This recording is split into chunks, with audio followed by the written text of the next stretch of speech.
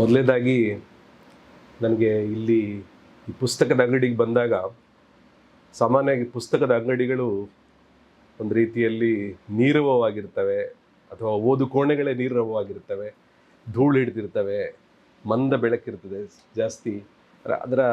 ಅದಕ್ಕೆ ಭಾಳ ಭಿನ್ನವಾಗಿ ಭಾಳ ಬೆಳಕಿರುವಂಥ ಮತ್ತು ಇಷ್ಟೊಂದು ಜನ ಸೇರಿ ಒಂದು ಸಂವಾದ ಮಾಡುವಂಥ ಒಂದು ಜಾಗವಾಗಿಯೂ ಸಹ ಪುಸ್ತಕದ ಅಂಗಡಿ ಆಗಬಹುದು ಅನ್ನೋವಂಥದ್ದು ಒಂದು ರೀತಿ ಹೊಸ ಬದಲಾವಣೆ ಅಂತ ನಾನು ಅಂದ್ಕೊಂಡಿದ್ದೀನಿ. ಇದು ನಮ್ಮ ಕರ್ನಾಟಕದಲ್ಲಿ ಒಂದು ಓದುವ ಸಂಸ್ಕೃತಿ ಹೇಗೆ ನಿಧಾನಕ್ಕೆ ಬೇರೆ ಚೆಹರೆಗಳನ್ನು ಪಡ್ಕೊಳ್ತಾ ಇದೆ ಅನ್ನೋದರ ಒಂದು ಸೂಚನೆಯು ಇದಾಗಿರಬಹುದು ಅಂತ ನನಗೆ ಅನಿಸಿದೆ. ಹಾಗಾಗಿ ನನಗೆ ಈ ಸಂದರ್ಭದಲ್ಲಿ ಇಲ್ಲಿ ಬಂದು ಈ ಪುಸ್ತಕಗಳ ನಡುವೆ ನಮಗೆ ಸಾಮಾನ್ಯವಾಗಿ ವಿದ್ಯಾರ್ಥಿಗಳ ಜೊತೆಗೆ ಹೀಗೆ ಮಾತಾಡುವಂಥ ಒಂದು ಇದಿರುತ್ತೆ, ಪರಿಪಾಠ ಇರುತ್ತೆ. ಅದಕ್ಕೆ ಬದಲಾಗಿ ಪುಸ್ತಕಗಳ ಜೊತೆ ಕೂತು ಹೀಗೆ ಮಾತಾಡುವಂಥದ್ದು ನನಗೇನೋ ಭಾಳ ವೈಯಕ್ತಿಕವಾಗಿ ಭಿನ್ನವಾಗಿರುವಂಥ ಅನುಭವ. ಸ್ನೇಹಿತರೆ, ಇವತ್ತು ರಹಮತ್ ತರೀಕೆರೆಯವರ ಎದುರಿಗೆ ಕೂತು ಅವ್ರ ಜೊತೆಗೆ ಕೂತು ಕೆಲವು ಮಾತುಗಳನ್ನು ಹಂಚಿಕೊಳ್ಳೋ ಅಂಥದ್ದು ನನಗೆ ವೈಯಕ್ತಿಕವಾಗಿ ಭಾಳ ಗೌರವದ ಸಂಗತಿ ಅಂಥೇಳಿ ನಾನು ಭಾವಿಸಿದ್ದೇನೆ. ರಹಮತ್ ಅವರು ಇತ್ತೀಚೆಗೆ ನಮ್ಮ ನಿರೂಪಕರು ಹೇಳಿದ ಹಾಗೆ ಬಹುತ್ವ ಕರ್ನಾಟಕ ಅನ್ನುವಂಥ ಒಂದು ಹೊಸ ಪುಸ್ತಕವನ್ನು ಬರೆದಿದ್ದಾರೆ. ಅದು ಇನ್ನೇನು ಕೆಲವೇ ತಿಂಗಳುಗಳಲ್ಲಿ ಅದು ನಿಮ್ಮ ಕೈ ಸೇರಲಿದೆ. ಅದರ ಬಗ್ಗೆ ಒಂದು ಚರ್ಚೆ ಮಾಡಬೇಕು ಅಂತ ಹೇಳಿ ಕೃಷ್ಣಮೂರ್ತಿಯವರು ನನಗೆ ಸೂಚಿಸಿದಾಗ ಈ ಥರದ ಒಂದು ಹೊಸ ಬಗೆಯ ಚರ್ಚೆ ಆಗಬೇಕು ಅಂಥೇಳಿ ನನಗೆ ಅನ್ನಿಸ್ತು. ಯಾಕೆ ಅಂತ ಹೇಳಿದ್ರೆ, ರಹಮತ್ ಅವರು ಏನು ಬರೆದಿದ್ದಾರೆ, ಏನು ಬರೀತಾರೆ ಅನ್ನೋದ್ರ ಬಗ್ಗೆ ಭಾಳ ಕುತೂಹಲ ಕರ್ನಾಟಕದ ಓದುಗರಿಗೆ ಇದೆ. ಅಷ್ಟೇ ಅಲ್ಲ, ರಹಮತ್ ಅವರು ಯಾವ ಊರಿಗೆ ಯಾವ ದೇಶದಕ್ಕೆ ಟಿಕೆಟ್ ಮಾಡಿಸಿದ್ದಾರೆ ಅನ್ನೋದ್ರ ಬಗ್ಗೆನೂ ನನಗಂತೂ ನನ್ನ ವೈಯಕ್ತಿಕವಾಗಿ ನನ್ನಿಂದ ಶುರುವಾಗಿ ಭಾಳ ಜನರ ಕುತೂಹಲ ಇರುತ್ತೆ. ಹಾಗಾಗಿ ಅದು ಒಂದು ರೀತಿಯಲ್ಲಿ ರಹಮತ್ ಅವರ ಬರಹಗಳಿಗೆ ಇರುವಂಥ ಒಂದು ಸರ್ವಮಾನ್ಯತೆ ಏನಿದೆ ಅದರ ಬಗ್ಗೆ ಒಂದು ದೊಡ್ಡ ನಿರೀಕ್ಷೆ ಇದೆ. ಆ ನಿರೀಕ್ಷೆಯ ಭಾಗವಾಗಿ ನಾವು ಇಲ್ಲದ ಕೂತು ರಹಮತ್ ಅವರ ಮುಂಬರಲಿರುವ ಬಹುತ್ವ ಕರ್ನಾಟಕ ಅನ್ನುವಂಥ ಪುಸ್ತಕಗಳ ಬಗ್ಗೆ ಕೆಲವು ಮಾತುಗಳನ್ನು ಹಂಚಿಕೊಳ್ಳೋದಕ್ಕಾಗಿ ನಾವು ಇಲ್ಲಿ ಸೇರಿದ್ದೀವಿ. ನಾನು ಆರಂಭದಲ್ಲಿ ಕೆಲವು ಮಾತುಗಳನ್ನು ಪ್ರಸ್ತಾಪ ಮಾಡೋದಕ್ಕೆ ಬಯಸ್ತೀನಿ. ನಾವು ಇವತ್ತು ಈ ಬಹುತ್ವದ ಕುರಿತು ಚರ್ಚೆ ಮಾಡ್ತಾ ಇರುವಂಥ ಸಂದರ್ಭದಲ್ಲಿ ನಮ್ಮ ನಡುವೆ, ನಮ್ಮ ಹಿಂದೆ ಮುಂದೆ ಅಕ್ಕಪಕ್ಕ ಹಲವಾರು ಘಟನೆಗಳು ನಡೀತಾ ಇದೆ. ಒಂದು ಕಡೆ ಅಮೇರಿಕಾದ ಟ್ರಂಪ್ ಅಲ್ಲಿರುವಂಥ ಭಾರತೀಯರನ್ನು ಅಥವಾ ಅಲ್ಲಿರುವಂಥ ವಲಸಿಗರನ್ನು ಹೊರದಬ್ಬುವಂಥ ಒಂದು ಶಾಸನಕ್ಕೆ ಅಂತಿಮ ರೂಪವನ್ನು ಕೊಡ್ತಾ ಇದ್ದಾರೆ. ಕರ್ನಾಟಕದಲ್ಲಿ ವೈವಿಧ್ಯ ಮತ್ತು ಪ್ರಾತಿನಿಧ್ಯಗಳಿಗೆ ಒಂದು ಮಾಪಕ ಆಗಬೇಕಾಗಿರುವಂತಹ ಜಾತಿಗಣತಿಯ ಬಗ್ಗೆ ಮೇಲ್ಜಾತಿಗಳ ತೀವ್ರ ವಿರೋಧ ಬರ್ತಾ ಇದೆ. ಇನ್ನೊಂದು ಕಡೆ ಮೀಸಲಾತಿಯ ಒಂದು ಪುನರ್ ಹಂಚಿಕೆಯ ಉದ್ದೇಶವುಳ್ಳಂಥ ಈ ಒಳ ಮೀಸಲಾತಿಗೆ ದಲಿತ ಜಾತಿಗಳಲ್ಲೇ ಸಹಮತ ಇಲ್ಲದೇ ಇರುವಂಥ ಒಂದು ಪರಿಸ್ಥಿತಿಯು ನಮ್ಮ ನಡುವೆ ನಿರ್ಮಾಣ ಆಗಿದೆ. ಇಂಥ ಸಂದರ್ಭದಲ್ಲಿ ನಾವು ಬಹುತ್ವವನ್ನು ಕುರಿತು ಚರ್ಚೆ ಮಾಡ್ತಾ ಇದ್ದೀವಿ. ಹಾಗೆ ನೋಡಿದ್ರೆ ರಹಮತ್ ಅವರು ಇಡೀ ಜೀವಮಾನ ಪೂರ್ತಿ ಅವರು ಇದೇ ಬಗೆಯ ವಿಚಾರಗಳ ಬಗ್ಗೆ ಸಂಶೋಧನೆಯನ್ನು ನಡೆಸಿದ್ದಾರೆ. ಹಾಗೆ ನೋಡಿದರೆ ಅವರು ಸಾಹಿತ್ಯ ವಿಮರ್ಶೆಗಿಂತ ಸಂಸ್ಕೃತಿ ವಿಮರ್ಶೆಯನ್ನು ಬಹಳ ದೊಡ್ಡ ಪ್ರಮಾಣದಲ್ಲಿ ಅವರು ತಮ್ಮ ಜೀವಮಾನದಲ್ಲಿ ನಡೆಸ್ಕೊಂಡೇ ಬಂದಿದ್ದಾರೆ. ಅವರು ಆರಂಭದಲ್ಲಿ ಪ್ರತಿ ಸಂಸ್ಕೃತಿ ಮತ್ತು ಮರದೊಳಗಿನ ಕಿಚ್ಚು ಅನ್ನುವಂಥ ಪುಸ್ತಕಗಳನ್ನು ಪ್ರಕಟಿಸಿದಾಗ ಅವು ಒಟ್ಟಾಗಿ ಈ ಪುಸ್ತಕಗಳು ವಸಾಹತುಶಾಹಿಗೆ ಪರ್ಯಾಯವಾಗಿ, ಮೇಲ್ಜಾತಿ ದಬ್ಬಾಳಿಕೆಗೆ ವಿರುದ್ಧವಾಗಿ ಅಥವಾ ಶಿಷ್ಟ ಸಂಸ್ಕೃತಿಯ ಅಧಿಕಾರಕ್ಕೆ ವಿರುದ್ಧವಾಗಿ ನಡೀತಾ ಇರುವಂತಹ ಸಾಂಸ್ಕೃತಿಕ ಚಲನೆಗಳನ್ನು ಅವರು ಗುರುತಿಸುವಂಥ ಕೆಲಸವನ್ನು ತಮ್ಮ ಈ ಎರಡೂ ಪುಸ್ತಕಗಳಲ್ಲಿ ಅವರು ಮಾಡಿದರು. ಮರದೊಳಗಿನ ಕಿಚ್ಚು ಮತ್ತು ಪ್ರತಿ ಸಂಸ್ಕೃತಿ ಅನ್ನುವಂಥ ಪುಸ್ತಕಗಳಲ್ಲಿ. ನಂತರ ಅವರು ನಿಧಾನಕ್ಕೆ ಸೂಫಿಸಮ್ ಬಗ್ಗೆ, ಮೊಹರಂನ ಬಗ್ಗೆ, ನಾಥಪಂಥದ ಬಗ್ಗೆ ಹೀಗೆ ಅವರು ಹಲವಾರು ಕೃತಿಗಳಲ್ಲಿ ಭಾರತದ ಒಂದು ಸಹಬಾಳ್ವೆಯ ಕೂಡುಬಾಳಿನ ಚೆಹರೆಗಳ ಬಗ್ಗೆ ಅವರು ಆಳವಾಗಿರುವಂಥ ಸಂಶೋಧನೆಯನ್ನು ಅವರು ಮಾಡಿದರು. ಹಾಗೆ ನೋಡಿದರೆ ಅವರು ಮಾಡಿರುವಂಥ ಸಂಶೋಧನೆ ಎಂಥದ್ದು ಅಂತ ಹೇಳಿದರೆ, ಭಾರತದಲ್ಲಿ ಕೋಮುವಾದಿ ರಾಜಕಾರಣ ಅನ್ನುವಂಥದ್ದು ಒಂದು ಉಚ್ಛ್ರಾಯಕ್ಕೆ, ಉತ್ತುಂಗಕ್ಕೆ ತಲುಪಿದಂಥ ಒಂದು ಸಂದರ್ಭದಲ್ಲಿ ರಹಮತ್ ಅವರು ಬಹಳ ಭಿನ್ನವಾಗಿ ಜನಪರವಾಗಿರುವಂಥ, ಜೀವಪರವಾಗಿರುವಂತಹ ರಾಜಕೀಯ ತಿಳುವಳಿಕೆಯನ್ನು, ಸಾಮಾಜಿಕ ತಿಳುವಳಿಕೆಯನ್ನು ಅವರು ಈ ಸಂಶೋಧನೆಗಳ ಮೂಲಕ ಅವರು ಸೃಷ್ಟಿಸೋದಕ್ಕೆ ಪ್ರಯತ್ನಪಟ್ಟರು. ಈ ಮಾತುಗಳನ್ನು ಯಾಕೆ ಹೇಳಿದೆ ಅಂತ ಹೇಳಿದರೆ, ಈಗ ನಮ್ಮ ಭಾಳ ಒಂದು ವಿಚಿತ್ರವಾಗಿರುವಂಥ ಸಂದರ್ಭದಲ್ಲಿ ನಾವಿದ್ದೀವಿ. ನಮ್ಮ ರಾಜಕಾರಣದ ಪರಿಭಾಷೆ ಈಗ ಬದಲಾಗಿದೆ. ಧರ್ಮ, ಜಾತಿಗಳ ನಡುವೆ, ಭಾಷೆಗಳ ನಡುವೆ ದ್ವೇಷವನ್ನು ಹೆಚ್ಚಿಸ್ತಾ ಇದ್ದಂತಹ ಶಕ್ತಿಗಳು ಈಗ ಅವು ಏಕರೂಪತೆಯ ಬಗ್ಗೆ, ಏಕರೂಪೀಕರಣದ ಬಗ್ಗೆ ಮಾತಾಡ್ತಾ ಇದ್ದಾವೆ. ವೈವಿಧ್ಯತೆ, ಏಕತೆ ಮತ್ತು ಐಕ್ಯತೆಗಳ ಜಾಗದಲ್ಲಿ ಒಂದು ದೇಶ, ಒಂದು ಸಂಸ್ಕೃತಿ, ಒಂದು ಭಾಷೆ, ಈ ಒಂದು ಅನ್ನುವಂಥ ಒಂದು ಏನು ಚರ್ಚೆ ನಡೀತಾ ಇದೆ, ಒಂದು ದೇಶ, ಒಂದು ಭಾಷೆ, ಒಂದು ಸಂಸ್ಕೃತಿಗಳ ಮಾತು ಶುರುವಾಗಿದೆ. ಇಂಥ ಸಂದರ್ಭದಲ್ಲಿ ರಹಮತ್ ಅವರು ಬಹುತ್ವದ ಕುರಿತು ಮಾತಾಡ್ತಾ ಇದ್ದಾರೆ. ಹಾಗೆ ನೋಡಿದ್ರೆ ಪರಿಭಾಷೆ ಅನ್ನುವಂಥದ್ದು ಅಥವಾ ನಮ್ಮ ರಾಜಕಾರಣದ ಪರಿಭಾಷೆ ಬದಲಾಗಿರುವಂಥದ್ದು ಅವರ, ನಾವು ಎದುರಿಗಿನ ಯಾವ ಶಕ್ತಿಗಳಿದ್ದಾವೆ ಅವುಗಳ ಪರಿಭಾಷೆ ಮಾತ್ರ ಬದಲಾಗಿಲ್ಲ, ನಮ್ಮದು ಸಹ ಬದಲಾಗಿದೆ. ನಾವು ಇಷ್ಟು ವರ್ಷ, ಒಂದು 30-40 ವರ್ಷಗಳ ಒಂದು ಚಿಂತನೆಗಳ ಒಂದು ಹಾದಿಯನ್ನು ನಾವು ಗಮನಿಸಿ ನೋಡಿದರೆ, ನಾವು ಸ್ವಾತಂತ್ರ್ಯ ಬಂದ ನಂತರ ರಾಷ್ಟ್ರೀಯ ಐಕ್ಯತೆಯ ಬಗ್ಗೆ ಮಾತಾಡ್ತಾ ಇದ್ವಿ, ಭಾವೈಕ್ಯತೆಯ ಬಗ್ಗೆ ಮಾತಾಡ್ತಾ ಇದ್ವಿ, ಅಸ್ಮಿತೆಗಳ ಬಗ್ಗೆ, ವೈವಿಧ್ಯತೆಗಳ ಬಗ್ಗೆ ಮಾತಾಡ್ತಾ ಇದ್ವಿ. ನಂತರ ನಿಧಾನಕ್ಕೆ ನಾವು ಅಸ್ಮಿತೆಯ ಬಗ್ಗೆ, ಅನನ್ಯತೆಯ ಬಗ್ಗೆ ನಾವು ಮಾತಾಡ್ತಾ ಇದ್ವಿ. ನಂತರ ಜಾಗತೀಕರಣ ಬಂದ ನಂತರ ನಾವು ದೇಶೀಯ ಸಂಸ್ಕೃತಿಯ ಅಂತಸತ್ವದ ಕುರಿತು ನಾವು ಮಾತಾಡೋದಕ್ಕೆ ಶುರು ಮಾಡಿದ್ವಿ. ಈಗ ನಾವು ಬಹುತ್ವವನ್ನು ಕುರಿತು ಮಾತಾಡುವಂಥ ಅನಿವಾರ್ಯತೆ ಸೃಷ್ಟಿಯಾಗಿದೆ. ದೇಶಿವಾದದ ಒಂದು ಹಿನ್ನೆಲೆಯನ್ನು ಬಿಟ್ಟು ನಾವು ಬಹುತ್ವವನ್ನು ಕುರಿತು ಮಾತಾಡುವಂಥ ಒಂದು ಸಂದರ್ಭ ಬಂದಿದೆ. ಇದು ರಹಮತ್ ಅವರಂಥ ಆಳವಾಗಿರುವಂಥ, ಭಾಳ ಆಳವಾಗಿ ಸಂಸ್ಕೃತಿಗಳ ಅಧ್ಯಯನ ಮಾಡುವಂಥವರಿಗೆ ತುಂಬ ಆಳವಾಗಿ ಕಾಡಿದೆ. ಅದನ್ನು ಅವರು ಭಾಳ ಗಂಭೀರವಾಗಿ ಅದನ್ನು ಗಮನಿಸಿ ಒಂದು ಹೊಸ ಒಂದು ಪರಿಭಾಷೆಯಲ್ಲಿ ಅವರು ತಮ್ಮ ಚಿಂತನೆಯನ್ನು ಮಂಡಿಸ್ತಾ ಇದ್ದಾರೆ. ಅವರು ಇದುವರೆಗೆ ಧರ್ಮಗಳು, ಪಂಥಗಳ ನೆಲೆಯಲ್ಲಿ ನಡೆಸ್ತಾ ಇದ್ದಂಥ ಒಂದು ಸಂಶೋಧನೆ ಇತ್ತಲ್ಲ, ಸಹಬಾಳ್ವೆಯ ಸ್ಥಿತಿ ಇದೆ, ಕೂಡುಬಾಳಿನ ಚೆಹರೆಗಳಿದೆ ಅಂತ ಹೇಳಿ ಅದನ್ನು ಅವರು ಗುರುತಿಸ್ತಾ ಇದ್ದಾರಲ್ಲ, ಅದನ್ನು ಒಂದು ಬಹಳ ವಿಸ್ತಾರವಾಗಿರುವಂಥ ನೆಲೆಯಲ್ಲಿ ಚರ್ಚಿಸುವಂಥ ಪ್ರಯತ್ನವನ್ನು ಈ ಪುಸ್ತಕದಲ್ಲಿ ಅವರು ಮಾಡಿರೋದನ್ನು ನಾವು ನೋಡ್ಬೋದು. ನೇರವಾಗಿ ಪುಸ್ತಕದ ಚರ್ಚೆಗೆ ಬರೋದಾದರೆ, ರಹಮತ್ ಅವರು ಈ ಪುಸ್ತಕದಲ್ಲಿ ಬಹುತ್ವವನ್ನು ಎಷ್ಟು ಬಗೆಗಳಲ್ಲಿ ಅದನ್ನು ನಿರೂಪಿಸಿದ್ದಾರೆ, ಅದನ್ನು ಡಿಫೈನ್ ಮಾಡಿದ್ದಾರೆ, ಮತ್ತು ಎಷ್ಟು ಬಗೆಗಳಲ್ಲಿ ಬಹುತ್ವಕ್ಕೆ ಇರುವಂತಹ ವಿರೋಧವನ್ನು ಉಲ್ಲೇಖಿಸಿ ಬಹುತ್ವದ ಕಲ್ಪನೆಯನ್ನು ಹೇಗೆ ಕಟ್ತಾರೆ ಅನ್ನುವಂಥದ್ದು ಭಾಳ ಮುಖ್ಯವಾಗಿರೋ. ಬಹುತ್ವ ಹೇಗಿದೆ ಅನ್ನೋದು ಮಾತ್ರ ಮುಖ್ಯ ಅಲ್ಲ, ಆ ಬಹುತ್ವಕ್ಕೆ ಇರುವಂಥ ಕುತ್ತುಗಳೆಂಥದ್ದು, ಬಹುತ್ವಕ್ಕೆ ಬಂದಿರುವಂಥ ಸವಾಲುಗಳೆಂಥದ್ದು, ಅವುಗಳ ನಡುವೆ ಬಹುತ್ವವನ್ನು ಹೇಗೆ ಕಟ್ಟಬೇಕು ಅನ್ನೋದನ್ನು ಸಹ ರಹಮತ್ ಅವರು ಈ ಪುಸ್ತಕದಲ್ಲಿ ಚರ್ಚೆ ಮಾಡ್ತಾರೆ. ಅವರು ಆರಂಭದಲ್ಲಿ ಹೇಳುವ ಹಾಗೆ ಮುನ್ನುಡಿಯಲ್ಲಿ ಭಾಳ ಅದ್ಭುತವಾದ, ಭಾಳ ಒಳ್ಳೆಯ ಮಾತುಗಳನ್ನು ಮುನ್ನುಡಿಯಲ್ಲಿ ಅವರು ಹೇಳಿದ್ದಾರೆ. ಅವರು ಬಹುತ್ವದ ಕಲ್ಪನೆಯನ್ನು ನಾವು ತಾತ್ವಿಕವಾಗಿ ರೂಪಿಸುವಂಥದ್ದು ನಮ್ಮ ಸಾಮೂಹಿಕ ಹೊಣೆಗಾರಿಕೆಯಾಗಿದೆ ಅಂತ ಹೇಳ್ತಾರೆ.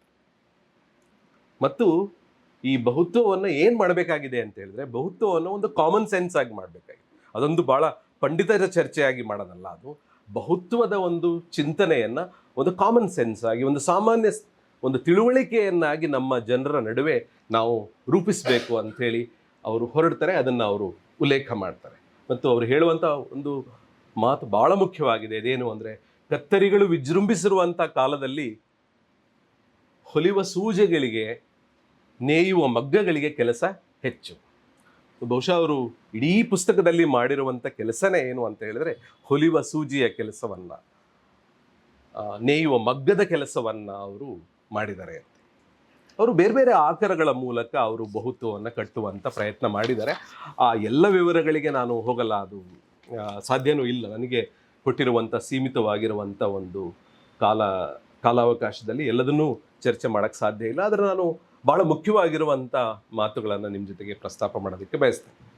ಮೊದಲನೇದಾಗಿ ಅವರು ಒಂದು ಎಲ್ಲರಿಗೂ ಗೊತ್ತಿರುವಂಥ ಕೆಲವು ಉದಾಹರಣೆಗಳನ್ನೇ ತಗೊಳ್ಳೋದಕ್ಕೆ ನಾನು ಬಯಸ್ತೇನೆ. ಭಾಳ ತಾತ್ವಿಕವಾಗಿರುವಂಥ ಚರ್ಚೆಗಳು ಅಲ್ಲಿ ಇದ್ದಾವೆ. ಬೇರೆ ಬೇರೆ ಒಂದು ಆಕಾರಗಳನ್ನು ಬಳಸಿ ಅವರು ಮಾಡಿರುವಂಥ ಚರ್ಚೆಗಳು ಇದೆ. ಉತ್ತರ ಕರ್ನಾಟಕದ ಯೋಗಿಗಳು, ಸಿದ್ಧರು ಎಲ್ಲ ಸೇರಿ ಕೂತಿರುವಂಥ ಒಂದು ಸಿದ್ಧಾರೂಢರ ಫೋಟೋ ಬಗ್ಗೆ ಒಂದು ಚರ್ಚೆ ಮಾಡ್ತಾರೆ. ಅದು ಸಾಮಾನ್ಯವಾಗಿ ಉತ್ತರ ಕರ್ನಾಟಕದ ಎಲ್ಲ ಮನೆಗಳಲ್ಲಿ ಇರುವಂಥ ಫೋಟೋ. ಆ ಫೋಟೋದಲ್ಲಿ ಹಲವಾರು ಬಗೆಯ ಯೋಗಿಗಳು, ಸಿದ್ಧರು, ಸಾಧು ಸಂತರು ಸೇರಿರುವಂಥ ಒಂದು ಗ್ರೂಪ್ ಫೋಟೋ ಇದೆ. ಅದು ಸಾಮಾನ್ಯವಾಗಿ ಎಲ್ಲರ ಮನೆಗಳಲ್ಲೂ ಇರುತ್ತೆ. ನಾನು ಸಹ ಶಿವಮೊಗ್ಗದಲ್ಲಿ ಅಷ್ಟೊಂದು ನೋಡಲು ಭಾಳ ವಿಶೇಷ ಏನಂದರೆ, ಯಾವುದೋ ಒಂದು ದಿನಸಿ ಅಂಗಡಿಯಲ್ಲಿ ಆ ಫೋಟೋವನ್ನು ನೋಡಿದ್ದೆ. ಅಲ್ಲಿ ಸಿದ್ಧಾರೂಢರಿದ್ದಾರೆ, ಶರೀಫರು, ಕಬೀರಾನಂದರು, ನಾಗಲಿಂಗ ಯೋಗಿ, ಹೀಗೆ ಇವರೆಲ್ಲ ದುಂಡಗೆ ಕೂತು, ಹೀಗೆ ಒಂದು ರೌಂಡ್ ಸರ್ಕಲಲ್ಲಿ ಕೂತು ಆಧ್ಯಾತ್ಮಿಕವಾಗಿರುವಂಥ ಚಿಂತನೆಯನ್ನು ಮಾಡುವಂಥದ್ದು ಒಂದು ರೀತಿ ಬಹುತ್ವದ ಉತ್ಕೃಷ್ಟ ಮಾದರಿ ಅಂತೇಳಿ ರಹಮತ್ ಅವರು ಅದನ್ನು ಉಲ್ಲೇಖ ಮಾಡ್ತಾರೆ. ಯಾಕೆ ಅಂತ ಹೇಳಿದ್ರೆ, ಅಲ್ಲಿ ಭಾಗವಹಿಸಿದಂಥ ಎಲ್ಲರೂ ಬೇರೆ ಬೇರೆ ಒಂದು ಮನೋಧರ್ಮದಿಂದ ಬಂದಂಥವ್ರು, ಬೇರೆ ಬೇರೆ ಸಾಂಸ್ಕೃತಿಕ ಹಿನ್ನೆಲೆಯಿಂದ ಬಂದಂಥವರು. ಅದರಲ್ಲಿ ಸಿದ್ಧಾರೂಢರು ನಾಟಕದಲ್ಲಿ, ರಂಗಭೂಮಿಯಲ್ಲಿ, ಸ್ವಾತಂತ್ರ್ಯ ಚಳುವಳಿಯಲ್ಲಿ, ಶೂದ್ರ ಚಳುವಳಿಯಲ್ಲಿ, ಹೀಗೆ ಹಲವಾರು ಬಗೆಗಳಲ್ಲಿ ತಮ್ಮನ್ನು ತಾವು ತೊಡಗಿಸಿಕೊಂಡಂಥ ಅವರು ವ್ಯಕ್ತಿಯವರು. ಅವರಿಗೆ ಅಲ್ಲಿರುವಂಥ ಪ್ರತಿಯೊಬ್ಬರಿಗೂ ಸಹ ದಾರ್ಶನಿಕವಾಗಿ, ತಾತ್ವಿಕವಾಗಿ ಬಹಳ ಗಟ್ಟಿಯಾಗಿರುವಂಥ ಮತಭೇದಗಳು, ಭಿನ್ನತೆಗಳು ಅವರ ನಡುವೆ ಇದ್ದರೂ ಸಹ ಅವರು ಎಲ್ಲರೂ ಸೇರಿ ಮಾಡ್ತಾ ಇರುವಂಥ ಒಂದು ಸಹಚಿಂತನೆ ಅನ್ನುವಂಥದ್ದು ಇದೆಯಲ್ಲ, ಅದು ಬಹುತ್ವದ ಒಂದು ಅತ್ಯುತ್ತಮ ಮಾದರಿ ಅಂತೇಳಿ ರಹಮತ್ ಅವರು ಪ್ರಸ್ತಾಪ ಮಾಡ್ತಾರೆ. ಹಾಗೆಯೇ ನಮ್ಮ ಚಳುವಳಿಗಳಲ್ಲಿ, ಕೆಲವು ಸಾರಿ ಬೇರೆ ಬೇರೆ ಚಳುವಳಿಗಳಲ್ಲಿ ಮತ್ತು ಒಂದೇ ಚಳುವಳಿಗಳಲ್ಲಿ ಸಮಾಜವನ್ನು ಅಥವಾ ಭಾರತದ ಸಮಗ್ರ ಬದಲಾವಣೆಗಾಗಿ ಅಂಬೇಡ್ಕರ್ ಅವರನ್ನು, ಲೋಹಿಯಾ, ಮಾರ್ಕ್ಸ್, ಗಾಂಧಿ ಎಲ್ಲರನ್ನು ಮೇಳವಿಸುವಂಥ ಒಂದು ಕ್ರಮ ಇದೆಯಲ್ಲ, ಅದನ್ನು ಸಹ ಅವರು ಪ್ರಸ್ತಾಪ ಮಾಡ್ತಾರೆ. ಅದಕ್ಕೆ ಆ ರೀತಿಯ ಒಂದು ಮೇಳೈಸುವಿಕೆಗೆ ಒಂದು ಭಿತ್ತಿಯನ್ನು ಒದಗಿಸಿಕೊಟ್ಟಂಥವರು, ಅದಕ್ಕೊಂದು ಬುನಾದಿಯನ್ನು ಒದಗಿಸಿಕೊಟ್ಟವ್ರು ಯಾರು ಅಂತ ಹೇಳಿದ್ರೆ ಬಂಡಾಯ ಸಾಹಿತ್ಯ ಆಗಿದ್ದಂಥ ನಮ್ಮ ಚಂಪಾ ಅವರು, ಆಗಿದ್ದಂಥ ಚಂಪಾ ಅವರು ಒಂದು ಹೇಳುವಂಥ ಮಾತನ್ನು ರಹಮತ್ ಅವರು ವಿಶೇಷವಾಗಿ ಉಲ್ಲೇಖ ಮಾಡ್ತಾರೆ. ಏನು ಅಂದರೆ, ವ್ಯಕ್ತಿ ಪೂಜೆ, ವ್ಯಕ್ತಿನಿಷ್ಠೆಗಳಿಗಿಂತ ನಮ್ಮ ಉದ್ದೇಶಕ್ಕೆ ಅನುಗುಣವಾಗುವಂತಹ ಎಲ್ಲ ಪ್ರವಾಹಗಳನ್ನು ನಮ್ಮ ದಿಕ್ಕಿಗೆ ಹರಿಯುವಂತಹ ಸಮಗ್ರ ದೃಷ್ಟಿ ಮುಖ್ಯ ಅನ್ನುವಂಥ ಒಂದು ಮಾತನ್ನು ಚಂಪಾ ಅವರು ಹೇಳ್ತಾರೆ. ಇದು ಒಂದು ರೀತಿ ಸೈದ್ಧಾಂತಿಕ ಬಹುತ್ವವನ್ನು ಸೂಚಿಸುತ್ತೆ ಅಂತ ಹೇಳಿ ರಹಮತ್ ಅವರು ಅದನ್ನು ಉಲ್ಲೇಖ ಮಾಡ್ತಾರೆ. ನಂತರ ಕಾವ್ಯದಲ್ಲಿ ಎಂಥ ಬಹುತ್ವ ಇದೆ, ಅವರು ಕುಮಾರವ್ಯಾಸನ ಉದಾಹರಣೆಯನ್ನು ಕೊಡ್ತಾರೆ. ನಂತರ ಬೇಂದ್ರೆಯವರ ಉದಾಹರಣೆಯನ್ನು ಕೊಡ್ತಾರೆ. ಬೇಂದ್ರೆಯವರ ಉದಾಹರಣೆಯಂತೂ ಭಾಳ ಚೆನ್ನಾಗಿದೆ. ಅದು ಧಾರವಾಡದ ಒಂದು ರೀತಿ ಮಳೆ, ಮಣ್ಣು, ಧೂಳಿಗೆ ಅಂಟಿಕೊಂಡಂಥ ಬೇಂದ್ರೆಯವರು ಖಲೀಲ್ ಗಿಬ್ರಾನ್ನಿಂದ, ರಸೆಲ್ಲಿಂದ, ಅರಬಿಂದರಿಂದ, ಉಮರ್ ಖಯಾಮ್ನಿಂದ, ಹೀಗೆ ಬೇರೆ ಬೇರೆ ರೀತಿಯ ಒಂದು ಪ್ರಭಾವಗಳಿಗೆ ತಮ್ಮನ್ನು ತಾವು ತೆರೆದುಕೊಂಡಿದೆಯಲ್ಲ, ಅದು ಒಂದು ಭಾಳ ಭಿನ್ನ ಬಗೆಯ ಒಂದು ಬಹುತ್ವ ಅಂಥೇಳಿ ಅವರು ಸೂಚಿಸ್ತಾರೆ. ಕುವೆಂಪು ಅವರ ಉಲ್ಲೇಖನ ಬರುತ್ತೆ. ಬಹುತ್ವ ಅನ್ನೋವಂಥದ್ದು ಅವ್ರ ಪ್ರಕಾರ ಈ ಉದಾಹರಣೆಯನ್ನು ಕೊಡುವ ಮೂಲಕ ಬಹುತ್ವ ಅನ್ನುವಂಥದ್ದು ಕೇವಲ ಅದು ಪ್ರಾದೇಶಿಕವಾಗಿರೋದಿಲ್ಲ, ಅದು ಸ್ಥಳೀಯತೆ ಮತ್ತು ವಿಶ್ವಾತ್ಮಕತೆಗಳನ್ನು ಒಂದು ಎರಕಕ್ಕೆ ತರುವಂಥ ಅಥವಾ ಏಕೀಭವಿಸುವಂತೆ ಮಾಡುವಂಥ ಒಂದು ಕೆಲಸ ಮಾಡುತ್ತೆ ಬಹುತ್ವ ಅನ್ನುವಂಥದ್ದು ಅಂಥೇಳಿ ಹೇಳ್ತಾರೆ. ಮತ್ತು ಅಖಿಲ ಭಾರತ ಮಟ್ಟದಲ್ಲಿ ಬಹಳ ಪ್ರಚಲಿತವಾಗಿರುವಂಥ ಮಹಾಭಾರತ ರಾಮಾಯಣಗಳು ಸ್ಥಳೀಯತೆಯನ್ನು ಹೀರಿಕೊಂಡು ಅವು ಹೇಗೆ ಮರುಹುಟ್ಟನ್ನು ಪಡಿತವೆ ಅನ್ನೋದನ್ನು ಸಹ ಅವರು ಉಲ್ಲೇಖ ಮಾಡ್ತಾ ಬಹುತ್ವ ಅನ್ನುವಂಥದ್ದು ಸ್ಥಳೀಯತೆಯನ್ನು ಆಧರಿಸಿ ಹೇಗೆ ಅದು ಶ್ರೀಮಂತವಾಗುತ್ತೆ ಅನ್ನೋದನ್ನು ಸೂಚಿಸ್ತಾರೆ. ಅಂದರೆ ಬಹುತ್ವದ ಬೇರೆ ಬೇರೆ ಮಾದರಿಗಳನ್ನು ರಹಮತ್ ಅವರು ಈ ಉದಾಹರಣೆಗಳ ಮೂಲಕ ಅವರು ಕೊಡ್ತಾರೆ. ಹಾಗೆ ಬೇರೆ ಬೇರೆ ಮನೆ ಮಾತುಗಳಿಂದ ಬಂದಂತಹ ಶಂಬಾ ಅವರಿರಬಹುದು, ಮಾಸ್ತಿ ಅವರಿರಬಹುದು, ಅಥವಾ ಹೊಸ ತಲೆಮಾರಿನ ವಿವೇಕ್ ಶಾನ್ಭಾಗ್, ರಶೀದ್, ಹೀಗೆ ಕಾಯ್ಕಿಣಿಯವರು ಅಥವಾ ಕಾರ್ನಾಡರು, ಇವರೆಲ್ಲ ಕನ್ನಡವನ್ನು ಬೆಳೆಸಿದಂಥ ಮತ್ತು ಅದರ ಮೂಲಕ ತಾವೂ ಬೆಳೆದಂತಹ ಒಂದು ಪರಿ ಇದೆಯಲ್ಲ, ಅದು ಬಹಳ ದೊಡ್ಡದು ಅಂಥೇಳಿ ಅವ್ರು ಹೇಳ್ತಾರೆ. ಅಂದರೆ ಇದರ ಮೂಲಕ ಅವರು ಈ ಬಹುತ್ವ ಅನ್ನೋ ಅಂಥದ್ದು ಒಂದು ಲೋಕದೃಷ್ಟಿಯಾಗಿ, ಒಂದು ಲೋಕ ಸಂವೇದನೆಯಾಗಿ ಅವ್ರು ಹೇಳುವಂಥ ಮಾತು ಭಾಳ ಚೆನ್ನಾಗಿದೆ. ಒಂದು ನೆತ್ತರಿನ ನಾಳಗಳಲ್ಲಿ ಹರಿಯುವ ನೆತ್ತರಾಗಿ, ಎಲುಬಿನ ಮಜ್ಜೆಯಾಗಿ ಅದು ಈ ಬಹುತ್ವ ಅನ್ನೋ ಅಂಥದ್ದು ಎಲ್ಲ ಬರಹಗಾರರಲ್ಲಿ ಸೇರಿಕೊಂಡಿದೆ ಅಂಥೇಳಿ ಅವ್ರು ಹೇಳ್ತಾರೆ. ಸಂಗೀತದ ಉದಾಹರಣೆ ಅಂದರೆ ಇವೆಲ್ಲದನ್ನು ನಾನು ಯಾಕೆ ಪ್ರಸ್ತಾಪ ಮಾಡ್ತಾ ಇದ್ದೀನಿ ಅಂತ ಹೇಳಿದರೆ, ರಹಮತ್ ಅವರು ಕಟ್ತಾ ಇರುವಂಥ ಒಂದು ಬಹುತ್ವದ ಕಲ್ಪನೆ ಅನ್ನೋವಂಥದ್ದು ಎಷ್ಟು ವಿಸ್ತೃತವಾಗಿದೆ, ಎಷ್ಟು ಬೇರೆ ಬೇರೆ ಸ್ತರಗಳಿಂದ, ಬೇರೆ ಬೇರೆ ನೆಲೆಗಳಿಂದ ಬಂದಿದೆ ಅಂತ ಹೇಳಿ ಗಮನಿಸೋದಕ್ಕೆ ನಾವು ಇದನ್ನೆಲ್ಲದನ್ನು ನಾವು ಉಲ್ಲೇಖ ಮಾಡಬೇಕಾಗಿದೆ, ಅದು ಚರ್ಚೆ ಮಾಡಬೇಕಾಗಿದೆ.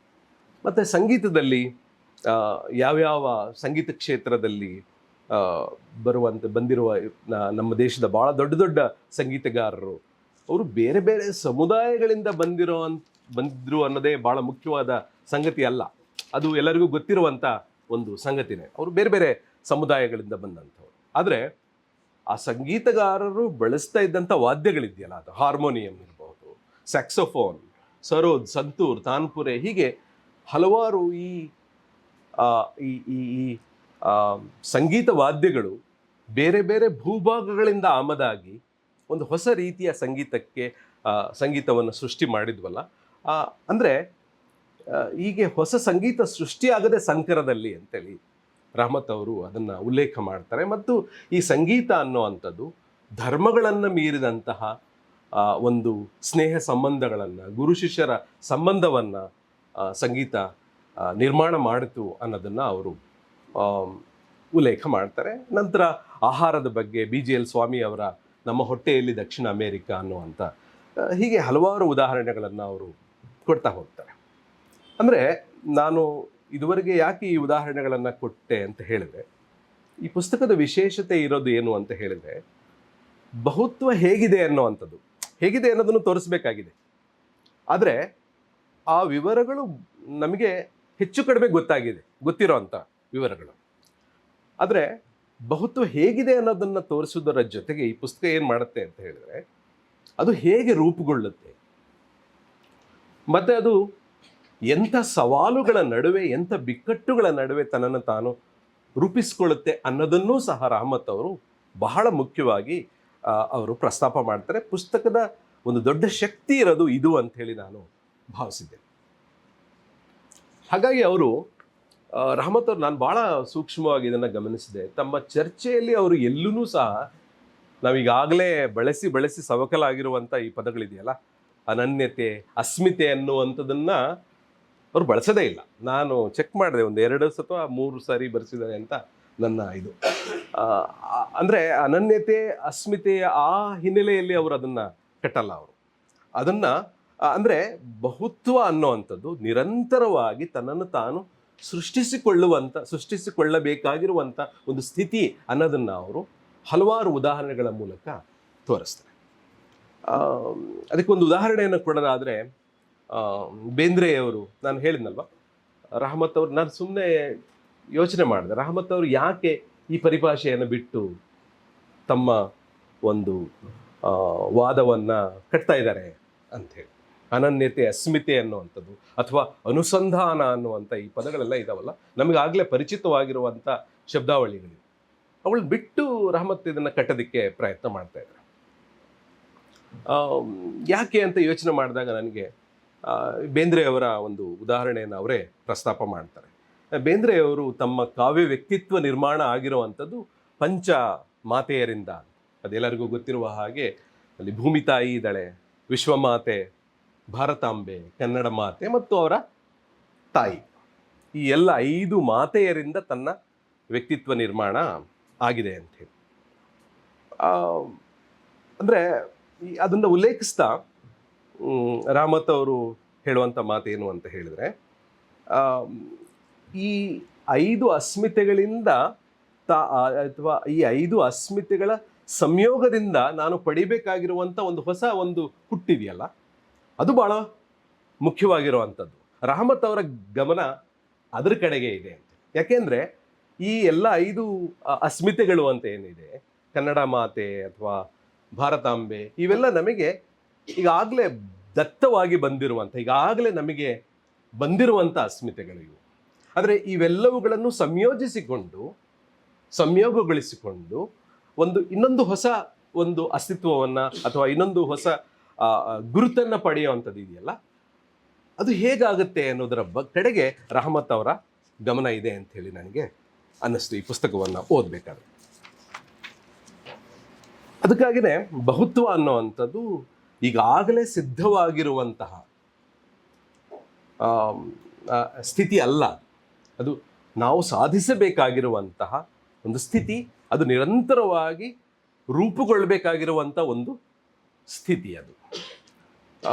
ಹಾಗಾಗಿ ಅವರು ನಾನು ಈಗಾಗಲೇ ಹೇಳಿದ ಹಾಗೆ ನಾವು ಈಗಾಗಲೇ ಬಳಸ್ತಾ ಇರುವಂತಹ ಸಾಮರಸ್ಯ ಅನ್ನುವಂಥ ಪದವನ್ನು ಅವರು ಭಾಳ ವಿಶೇಷವಾಗಿ ತಮ್ಮ ಚರ್ಚೆಯಲ್ಲಿ ಬಳಸಲ್ಲ. ಸಾಮರಸ್ಯ ಅನ್ನುವಂಥ ಒಂದು ಹಳೆಯ ಪದ ಇದೆಯಲ್ಲ, ಇದಕ್ಕೆ ಸಂವಾದಿಯಾಗಿರುವಂಥ ಆ ಪದವನ್ನು ಅವರು ಬಳಸಲ್ಲ. ಯಾಕೆಂತಂದರೆ ಈ ಬಹುತ್ವ ಅನ್ನುವಂಥದ್ದು ಈ ಹಾಲು ಜೇನು ಬೆರೆತ ಹಾಗೆ, ಹಾಲು ಜೇನು ಅಂತ ಇದೆಯಲ್ಲ, ಹಾಲು ಜೇನು ಬೆರೆತಾಗ ಬಹಳ ಸರಳವಾಗಿ ಸಂಭವಿಸುವಂಥ ಒಂದು ವಿದ್ಯಮಾನ ಏನೂ ಅಲ್ಲ ಅವರ ಪ್ರಕಾರ. ಅದು ಹೊಸದನ್ನು ಸ್ವೀಕರಿಸ್ತಾ ಮತ್ತು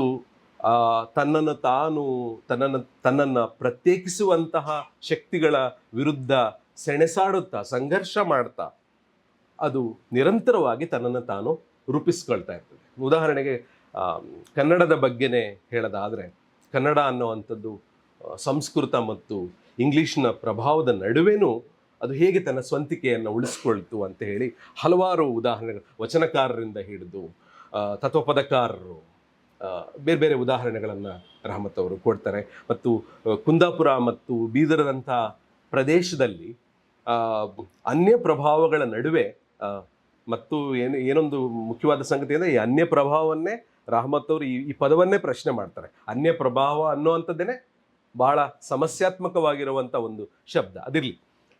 ಹೀಗೆ ಈ ಬೇರೆ ಅನ್ಯ ಪ್ರಭಾವಗಳ ನಡುವೆನೇ ಒಂದು ಸಂಕರ ಕನ್ನಡ ಅನ್ನುವಂಥದ್ದು, ಬೀದರ ಕನ್ನಡ ಅನ್ನುವಂಥದ್ದು, ಕುಂದಾಪುರ ಕನ್ನಡ ಅನ್ನುವಂಥದ್ದು ಹೇಗೆ ಸೃಷ್ಟಿಯಾಯಿತು ಅನ್ನೋದರ ಕಡೆಗೂ ಸಹ ಅವರು ನಮ್ಮ ಗಮನವನ್ನು ಸೆಳೀತಾರೆ.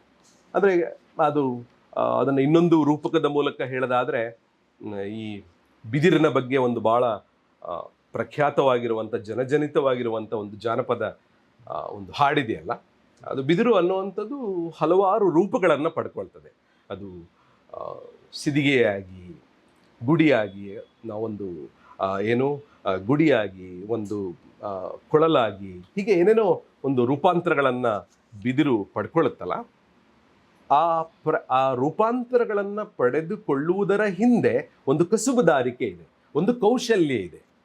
ಆ ಕೌಶಲ್ಯವನ್ನು ರಹಮತ್ ಅವರು ಬಹುತ್ವ ಅಂತ ಹೇಳಿ ಅದನ್ನು ಅವರು ಗುರುತಿಸುವಂಥ ಪ್ರಯತ್ನವನ್ನು ಮಾಡ್ತಾರೆ. ಬಹುಶಃ ನಾವು ಬಹುತ್ವವನ್ನು ಇಷ್ಟು ಕೌಶಲ್ಯದಿಂದ, ಇಷ್ಟು ಎಚ್ಚರದಿಂದ, ಇಷ್ಟು ನಿರಂತರ ಶ್ರಮದಿಂದ ಅದನ್ನು ನಾವು ರೂಪಿಸ್ಕೊಳ್ಬೇಕಾಗಿರುವಂಥ ಅಗತ್ಯ ಇದೆ ಅಂತ ಅವರು ಹೇಳ್ತಾರೆ. ಮತ್ತು ಈ ಬಹುತ್ವ ಅನ್ನೋವಂಥದ್ದು ಕೇವಲ ವೈವಿಧ್ಯ, ಯಾಕೆಂದರೆ ನಾವು ವೈವಿಧ್ಯ ಅನ್ನುವಂಥ ಒಂದು ಭಾಳ ಜನಜನಿತವಾಗಿರುವಂಥ ಒಂದು ಪದನು ನಮ್ಮ ನಡುವೆ ಇದೆ. ಇವೆಲ್ಲವುಗಳ ಚರ್ಚೆ ಬರುತ್ತೆ ರಹಮತ್ ಅವರ ಪುಸ್ತಕದಲ್ಲಿ. ಬಹುತ್ವ ಅನ್ನುವಂಥದ್ದು ಕೇವಲ ವೈವಿಧ್ಯ ಅಲ್ಲ, ಅದು ಒಂದು ರೀತಿ ಭಾಳ ಅದ್ಭುತವಾದ ಒಂದು ಉದಾಹರಣೆ ಅಂದರೆ ರಾಜೀವ್ ತಾರನಾಥ್ ಅವರನ್ನು ಉಲ್ಲೇಖಿಸಿ, ಈ ಬಹುತ್ವ ಅನ್ನೋದು ಹೇಗೆ ಅಂದರೆ ಒಂದು ಇನ್ನೊಂದರೊಳಗೆ ಹದವಾಗಿ ಬೆರೆಯುವಂಥ ಸೀಕರಣೆ ಹಾಗೆ, ಹಲವು ರುಚಿಗಳು ಮೇಳೈಸಿದಂಥ ಒಂದು ಸೀಕರಣೆ ಹಾಗೆ ಬಹುತ್ವ ಅನ್ನುವಂಥದ್ದು ಇರುತ್ತೆ. ಅಲ್ಲಿ ಒಂದು ಇನ್ನೊಂದನ್ನು ಪ್ರತ್ಯೇಕಿಸುವಂತಹ, ಒಂದು ಇನ್ನೊಂದರ ಮೇಲೆ ದಬ್ಬಾಳಿಕೆ ಮಾಡುವಂತಹ ಒಂದು ಆ ಸ್ಥಿತಿ ಇರಲ್ಲ ಆ ಸ್ವೀಕರಣೆಯಲ್ಲಿ ಅಂತ ಹೇಳಿ. ಸೊ ಅದು ಈ ಬಹುತ್ವ ಅನ್ನುವಂಥದ್ದು ಒಂದು ಇನ್ನೊಂದರ ಜೊತೆ ಬೆರೆಯುವಂತಹ ಒಂದು ಸಂಬಂಧ ತತ್ವವಾಗಿ ಬರುತ್ತೆ. ಅದು ನಮ್ಮ ಸಂಸ್ಕೃತಿಯಲ್ಲಿ ಇದೆ ಅನ್ನೋದನ್ನು ಅವರು ಗುರುತಿಸ್ತಾರೆ. ಮತ್ತು ಭಾಳ ಮುಖ್ಯವಾಗಿ ರಹಮತ್ ಅವರಿಗೆ ಬಹುತ್ವ ಅನ್ನುವಂಥದ್ದು ತನ್ನ ಗುರುತುಗಳನ್ನು ಕುಬ್ಜಗೊಳಿಸಿಕೊಳ್ಳುವಂತಹ, ತನ್ನ ಗುರುತುಗಳನ್ನು ಸೀಮಿತಗೊಳಿಸಿಕೊಳ್ಳೋದ್ರಿಂದ ನಾವು ಬಹುತ್ವವನ್ನು ಸಾಧಿಸ್ತೀವಿ ಅಂತ ಹೇಳಿ ಅವ್ರಿಗೇನು ನಂಬಿಕೆ ಇಲ್ಲ. ಏನು ಅಂದರೆ ಬಹುತ್ವ ಹೇಗೆ ಸೃಷ್ಟಿ ಆಗುತ್ತೆ ಅಂತ ಹೇಳಿದರೆ ತಮ್ಮ ಗುರುತುಗಳ ಸೀಮೋಲ್ಲಂಘನವನ್ನು ಮಾಡೋದ್ರ ಮೂಲಕ, ಆ ಗುರುತುಗಳನ್ನು ದಾಟಿ ಒಂದು ಹೊಸ ಗುರುತುಗಳನ್ನು ಪಡ್ಕೊಳ್ಳೋವಂಥದ್ದು ಇದೆಯಲ್ಲ, ಅದು ಆ ಬಹುತ್ವಕ್ಕೆ ಒಂದು ಒತ್ತಾಸೆಯಾಗಿ ನಿಲ್ಲುತ್ತೆ ಅಂತ ಹೇಳಿ ಅವರು ಹೇಳ್ತಾರೆ. ಮತ್ತು ನಾವೆಲ್ಲರೂ ಅಂದ್ಕೊಂಡಿರುವ ಹಾಗೆ ಈ ಬಹುತ್ವ ಅನ್ನುವಂಥದ್ದು ಭಾಳ ರಮ್ಯವಾಗಿರುವಂಥದ್ದು ಏನಲ್ಲ. ಒಂದು ರಮ್ಯ ಚಿತ್ರ ಇದೆಯಲ್ಲ ನಮ್ಮ ನಡುವೆ, ಭಾಳ ಪ್ರಸಿದ್ಧವಾಗಿರುವಂಥ ನಿಸಾರ್ ಅಹಮದ್ ಅವರ ಒಂದು ಉದಾಹರಣೆ ಇದೆಯಲ್ಲ, ನಿಸಾರ್ ಅಹಮದ್ ಅವರ ಜೋಗದ ಸಿರಿ ಬೆಳಕಿನಲ್ಲಿ ಅನ್ನುವಂಥ ಒಂದು ಪ್ರಸಿದ್ಧವಾಗಿರುವಂಥ ಸಾಮರಸ್ಯದ ಒಂದು ಉದಾಹರಣೆಯನ್ನು ಅವರು ಕೋಟ್ ಮಾಡ್ತಾ, ಈ ಗೀತೆ ಬಹಳ ಜನಜನಿತವಾಗಿರುವಂತಹ ಗೀತೆ. ಅಲ್ಲಿ ಗಂಧ ತರುಲತೆಗಳ ಒಂದು ಸಮೃದ್ಧತೆಯನ್ನು ಹೇಳಿದ್ರು ಸಹ ನಿಸಾರ್ ಅವರು ಪ್ರತಿನಿಧಿಸ್ತಾ ಇರುವಂಥ ತನ್ನದೇ ಸಮುದಾಯದ ನೆನಪುಗಳನ್ನು ಅದೆಲ್ಲೋ ಅದನ್ನು ಉಲ್ಲೇಖ ಮಾಡಲ್ಲ ಅಂತ ಹೇಳ್ತಾರೆ. ಹಾಗಾಗಿ ಅಂಥ ಒಂದು ಭಾಳ ರಮ್ಯವಾಗಿರುವಂಥ ಬಹುತ್ವವನ್ನು ಕಟ್ಟುವುದರ ಕಡೆಗೆ ರಹಮತ್ ಅವರ ಗಮನ ಇಲ್ಲ. ಅವರು ಬಹುತ್ವವನ್ನು ಹೇಗಿರುತ್ತೆ ಅಂತಂದರೆ ಭಾಳ ಅದ್ಭುತವಾಗಿರುವಂಥ ಒಂದು ರೂಪಕವನ್ನು ಕೊಡ್ತಾರೆ ರಹಮತ್ ಅವರು. ಅದು ಹೇಗಿದೆ, ಬಹುತ್ವ ಹೇಗಿರುತ್ತೆ ಅಥವಾ ಹೇಗಿರಬೇಕು ಅಂತಂದರೆ, ಬೇರು ಬಿಟ್ಟಿರುವಂತಹ ಮರದಲ್ಲಿ ಹಾಡುವಂತಹ ಕೋಗಿಲೆ, ಹೂವಿಗೆ ಕಾದಿರುವಂಥ ದುಂಬಿ. ಈ ಮೂರು ಎಷ್ಟು ಚೆಂದಾಗಿದೆ ನೋಡಿ, ಎಷ್ಟು ಒಳ್ಳೆಯ ಒಂದು ಚಿತ್ರ ಇದೆ ನಮ್ಮ ಎದುರಿಗೆ. ಬೇರು ಬಿಟ್ಟಿರುವಂಥ ಮರ ಇದೆ, ಮರದಲ್ಲಿ ಹಾಡುವಂತಹ ಕೋಗಿಲೆ ಇದೆ, ಮತ್ತು ಹೂವಿಗೆ ಕಾದಿರುವಂಥ ದುಂಬಿ. ಇವು ಎಲ್ಲವೂ ವಿಭಿನ್ನವಾಗಿದ್ದು ಪರಸ್ಪರ ಕೂಡುವುದರಿಂದನೇ ಒಂದು ಸುಗ್ಗಿಯ ಶ್ರೀಮಂತಿಕೆ ಕಾಣುತ್ತೆ, ಒಂದು ಫಲವಂತಿಕೆ ಇದರಲ್ಲಿ ನಮ್ಮ ನೇಚರ್ನಲ್ಲಿ ನಾವು ನಮ್ಮ ಪ್ರಕೃತಿಯಲ್ಲಿ ಕಾಣೋದಕ್ಕೆ ಸಾಧ್ಯ ಅಂತೇಳಿ ಅವ್ರು ಹೇಳ್ತಾರೆ. ಮತ್ತು ನಾನು ಈ ಭಾಗದಲ್ಲಿ ಏನನ್ನ ಹೇಳೋದಕ್ಕೆ ಪ್ರಯತ್ನ ಮಾಡ್ತಾ ಇದ್ದೀನಿ ಅಂತ ಹೇಳಿದ್ರೆ, ಬಹುತ್ವ ಅನ್ನುವಂಥದ್ದು ಈಗಾಗಲೇ ಏನೋ ಒಂದು ಬಣ್ಣದ ಕೊಡಗಳನ್ನು ಪೇರಿಸಿ ಇಡುವುದರಿಂದ, ಜೋಡಿಸಿ ಇಡುವುದರಿಂದ ಆಗುವಂಥ ಒಂದು ಸ್ಥಿತಿ ಏನಲ್ಲ. ಅದು ಸಂಘರ್ಷ ಸೆಣಸಾಟದ ಮೂಲಕ ಸಾಧಿತವೇ ಆಗಬೇಕಾಗಿರುವಂಥ ಒಂದು ಸ್ಥಿತಿ ಅಂತೆ. ಅದು ಬಹುತ್ವ ಅನ್ನುವಂಥದ್ದು ಬಹಳ ಸಾರಿ ಇರುವುದನ್ನು ಜೋಡಿಸೋದರಿಂದ ಮಾತ್ರ ಆಗೋದಿಲ್ಲ, ಅದು ಹೊಸ ಹುಟ್ಟುಗಳಿಂದನೂ ಆಗುತ್ತೆ ಅಂತ. ಭಾಳ ಮುಖ್ಯವಾಗಿ ರಹಮತ್ ಅವರು ನಮ್ಮ ದೇಶದಲ್ಲಿ ಉರ್ದು ಹೇಗೆ ಹುಟ್ಟಿತು ಮತ್ತು ಈ ಉರ್ದುವನ್ನು ಗಾಂಧಿಯವರು ಯಾಕೆ ಹಿಂದೂಸ್ತಾನಿ ಅಂತ, ಯಾಕೆ ನಮ್ಮ ದೇಶದ ಸಂಪರ್ಕ ಭಾಷೆಯಾಗಿ ಆಗಬೇಕು ಅಂತೇಳಿ ಆಶಿಸಿದ್ರು ಅನ್ನೋದನ್ನು ಅವರು ಪ್ರಸ್ತಾಪ ಮಾಡ್ತಾರೆ. ಹೀಗೆ ನಮ್ಮ ದೇಶದಲ್ಲಿ ಸೃಷ್ಟಿಯಾಗಿರುವಂಥ ಉರ್ದು ಇರಬಹುದು ಅಥವಾ ಹಿಂದೂಸ್ತಾನಿ ಸಂಗೀತ ಇರುವಂಥದ್ದು, ಅದು ಹೇಗೆ ಬಹುತ್ವದ ಕಾರಣದಿಂದಾಗಿ ಒಂದು ಹೊಸ ಹುಟ್ಟನ್ನು ಪಡೀತು, ಹೊಸ ಸ್ವರೂಪವನ್ನು ಪಡೀತು ಅನ್ನೋದನ್ನು ಸಹ ಅವರು ಗುರುತಿಸ್ತಾರೆ. ಮತ್ತು ಭಾಳ ಮುಖ್ಯವಾಗಿ ಕುಂದಾಪುರ ಕನ್ನಡ ಅಥವಾ ಬೀದರ ಕನ್ನಡದ ಅಲ್ಲಿರುವಂಥ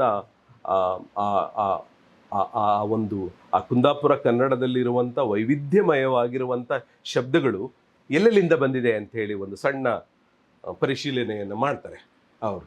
ಕುಂದಾಪುರದ ಕನ್ನಡದಲ್ಲಿ ಇರುವಂತಹ ಏನು ನಸೀಬ್ ಅನ್ನೋಂಥ, ನಸೀಫ್, ಹರ್ಕತ್, ಚಪಂಚೂರ್ ಇವೆಲ್ಲ ಪದಗಳು ಅರೇಬಿಕ್ನಿಂದ ಬಂದಿದೆ, ಉರ್ದುವಿಂದ ಬಂದಿದೆ ಅಥವಾ ಪಾರ್ಸಿಯಿಂದ ಬಂದಿದೆ ಅನ್ನುವಂಥದ್ದು. ಇವು ಕೇವಲ ಪದಗಳಲ್ಲ. ಕುಂದಾಪುರ ಕನ್ನಡದಲ್ಲಿ ಅಥವಾ ಬೀದರ ಕನ್ನಡದಲ್ಲಿ ಅಥವಾ ಗಡಿಭಾಗದ ಕನ್ನಡದಲ್ಲಿ ಇರುವಂಥ ಬೇರೆ ಬೇರೆ ಪದಗಳಿದೆಯಲ್ಲ, ಅವು ಕೇವಲ ಪದಗಳಲ್ಲ, ಅವು ತಮ್ಮ ಈ ಶಬ್ದಗಳ ಗರ್ಭದಲ್ಲಿ ಒಂದು ನಮ್ಮ ಚರಿತ್ರೆಯನ್ನೇ ಅವು ಒಡಲೊಳಗೆ ಇಟ್ಕೊಂಡಿದೆ. ನಮ್ಮ ಸಂಕರಶೀಲವಾಗಿರುವಂತಹ ಒಂದು ಇನ್ನೊಂದರೊಡನೆ ಕೂಡಿ ಒಂದು ಹೊಸ ಸೃಷ್ಟಿ ಆಗಿರುವಂಥ ಒಂದು ಚರಿತ್ರೆಯನ್ನೇ ಈ ಪದಗಳು ಒಳಗೊಂಡಿದೆ ಅನ್ನೋದನ್ನು ಅವರು ಹೇಳ್ತಾರೆ. ಮತ್ತು ರಹಮತ್ ಅವರಿಗೆ ಅವರು ಬಹುತ್ವವನ್ನು ನಿರ್ವಹಿಸುವಂಥ ಒಂದು ಕ್ರಮ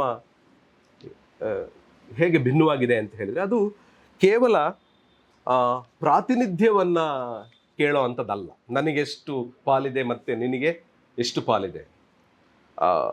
ಅವರು ಬರೀ ಪ್ರಾತಿನಿಧ್ಯ ಮಾತ್ರ ಮುಖ್ಯ ಅಲ್ಲ ಅದು. ಅದಕ್ಕೆ ಅವರು ನಾಲ್ವಡಿಯವರು ತಮ್ಮ ಏನು ತಾವು 25 ವರ್ಷ ಮಹಾರಾಜರಾಗಿ ಕಾರ್ಯಕಾಲವನ್ನು ಪೂರೈಸಿದ ನಂತರ 25 ವರ್ಷಗಳ ಸವಿ ನೆನಪಿಗೆ ಒಂದು ಜಾಹೀರು ಪತ್ರವನ್ನು, ಒಂದು ಅಡ್ವರ್ಟೈಸ್ಮೆಂಟನ್ನು ಮಾಡ್ತಾರೆ. ಆ ಅಡ್ವರ್ಟೈಸ್ಮೆಂಟನ್ನು ಅವರು 3 ಭಾಷೆಗಳಲ್ಲಿ ಅಚ್ಚು ಮಾಡ್ತಾರೆ ಅಂತ, ಕನ್ನಡದಲ್ಲಿ, ಇಂಗ್ಲೀಷ್ನಲ್ಲಿ ಮತ್ತು ಉರ್ದುನಲ್ಲಿ. ರಹಮತ್ ಅವರು ಕೇಳುವಂಥ ಪ್ರಶ್ನೆ, 3 ಭಾಷೆಗಳಲ್ಲಿ ಬರುವಂಥದ್ದು, ಈ ರೀತಿ ಜಾಹೀರು ಪತ್ರವನ್ನು ಹೊರಡಿಸುವಂಥದ್ದು ಭಾಳ ದೊಡ್ಡದೇನೆ. ಆದರೆ ಈ 3 ಭಾಷೆಗಳನ್ನು ಏನು ಯಾರು ಪ್ರತಿನಿಧಿಸ್ತಾ ಇದ್ದಂಥ ಸಮುದಾಯಗಳಿಗೆ ಏನು ಸಿಕ್ತು ನಾಲ್ವಡಿಯವರ ಸಂಸ್ಥಾನದಲ್ಲಿ, ಅದೇನಾಯಿತು ಅನ್ನೋದರ ಬಗ್ಗೆನೂ ಅವರು ನಮ್ಮ ಗಮನವನ್ನು ಹರಿಸ್ತಾರೆ. ಅಂದರೆ ಇದ್ರ ಮೂಲಕ ಅವರು ಬಹುತ್ವವನ್ನು ಒಂದು ಸಿದ್ಧವಾಗಿರುವಂಥ ಸ್ಥಿತಿ ಅನ್ನುವಂಥ ರೀತಿಯಲ್ಲಿ ಅದನ್ನು ವಿವರಿಸುವಂಥ ಪ್ರಯತ್ನವನ್ನು ಅವರು ಮಾಡೋದಿಲ್ಲ. ಹೀಗೆ ನಾವು ಈ ಪುಸ್ತಕವನ್ನು ಓದ್ತಾ ಹೋದರೆ ಇನ್ನು ಬಹಳಷ್ಟು ಉದಾಹರಣೆಗಳಿದೆ, ಭಾಳ ಅದ್ಭುತವಾದ ಉದಾಹರಣೆಗಳು ಇದೆ. ಅವು ನಮ್ಮ ಒಂದು ತಿಳುವಳಿಕೆಯನ್ನು ವಿಸ್ತರಿಸುವಂತಹ ಬಹಳಷ್ಟು ಉಲ್ಲೇಖಗಳಿದೆ, ಒಳನೋಟಗಳು ಈ ಚರ್ಚೆಯಲ್ಲಿ ಬರ್ತವೆ.